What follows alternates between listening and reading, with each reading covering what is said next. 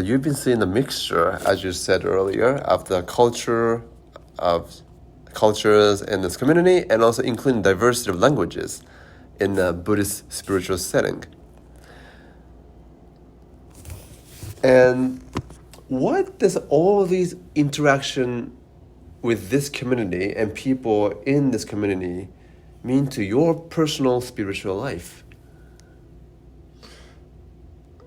Boyle Heights has a very interesting history of being multicultural. First, of course, it was the native people, the Tongva. This is their land. Yes. And I honor that.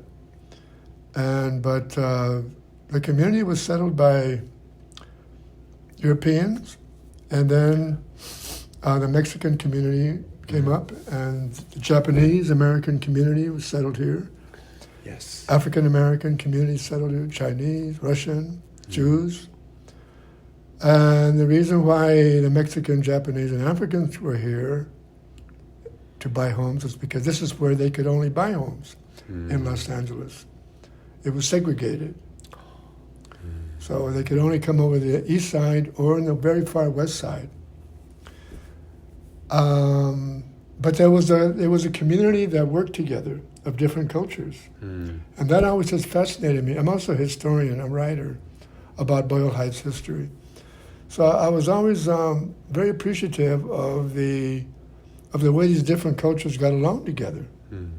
They organized events. A lot of events were organized up at the Paramount Ballroom, up on Mott and Cesar Chavez. It was a gathering place for all the community, and they organized protests against the police, against unfair labor practices. So, but everybody did it together.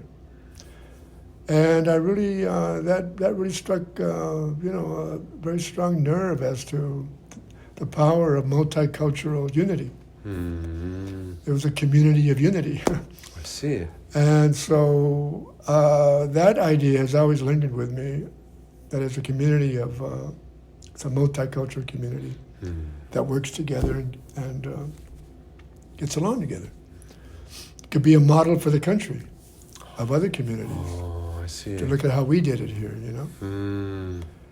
And there's so many Buddhist temples over here, and I was part of a performance at the Japanese American National Museum in 2002 that was about Boyle Heights.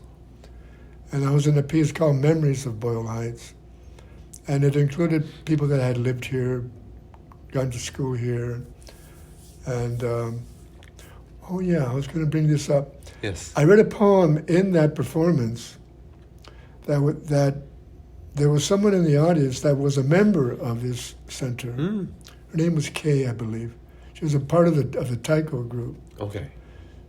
A couple of years later, I was at a ceremony behind the White Memorial Hospital. There's a garden, community garden, and it was being dedicated. I read a poem there, and she was there that day. And I asked her if she knew of any vacancies in Boyle Heights, because I was looking to move at that time. And she gave me the number of my landlord that I have now, where I'm at. So, by the way, she said that she loved the poem that I read at that performance. I called the number. I've been in that bungalow now for 21 years, thanks to her and the poem. Wow. So I'm connected to this center that way as well. That's very interesting. Wow. So that brought me here, and like I said, I'm comfortable here with all the different. We have Latinos that are here, other people, other cultures, and I'm comfortable in that environment. That's really Los Angeles. Los Angeles is a multicultural city. Oh, I see. And that's the heart of LA to me, is this multiculturalism. So this place is like a center for that, It's like a microcosm. Macrocosm. There's a macro. And I'm comfortable here. So that's why I'm here. That's why I'm here talking with you. And I want to continue. And the meditation that I've been coming to has been helping me as well. I try and meditate at home, but I'm not as focused as when I come here.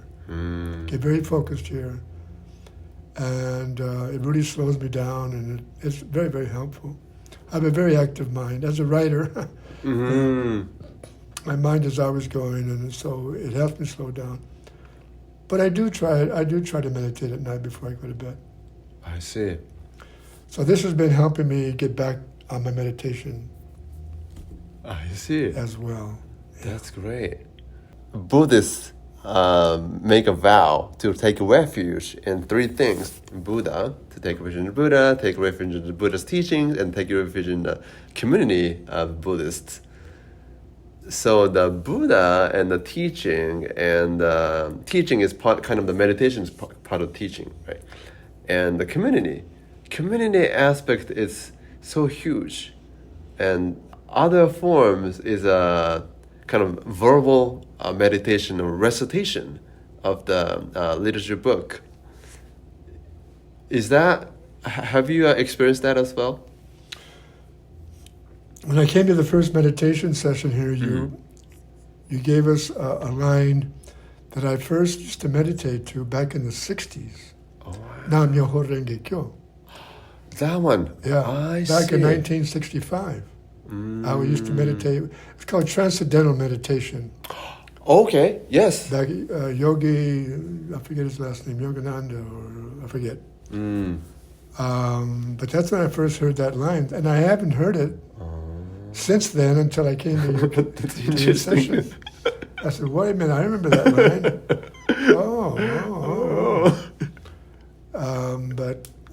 So a lot of connections have reconnected here. I've reconnected in many ways here. That's what also keeps me grounded and keeps me interested in being part of this. Wow. And when you say community, you have to practice the teachings, not just with yourself, but with people. Right. You have to go out and just share it, and to be it, practice it. Right. So that's part of the path. Right. Part of the journey. Right. That's why I'm here. Glad you're here. Thank you.